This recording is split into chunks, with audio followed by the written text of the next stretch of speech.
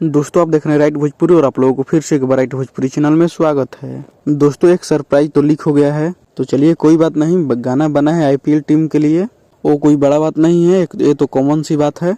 और दोस्तों सबसे बड़ा सरप्राइज तो अभी बाकी है। सरप्राइज ये है कि इस गाना का लॉन्च इवेंट, जो कि दोस्तों गाने का लॉन्च इवेंट का शुरुआत खेसारी लाल यादव से ही हुई थी, सारेगामा कंपनी से। और दोस्तों इस गाने का लॉन्च इवेंट इतना बड़ा होगा कि हमें तो लगता है कि भोजपुरी में अभी तक नहीं हुआ होगा। तो दोस्तों आप लोगों को पता होगा कि लॉन्च इवेंट कैसा होगा, तो हमें भी बताइएगा कमेंट करके। तो दोस्तों इस बार खेसारी लाल यादव के फैंस को खेसारी लाल यादव को प्राउड महसूस होगा इस गाने को लेकर। और इस बार जो लॉन्च इवेंट देखेंगे तो आप लोगों को पता चलेगा कि गाने का लॉन्च इवेंट कैसा होता है।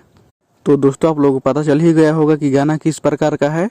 गाना एक आईपीएल टीम पर बना है, तो आप लोग इस गाना को लॉन्च इवेंट के लिए तैयार रहिएगा।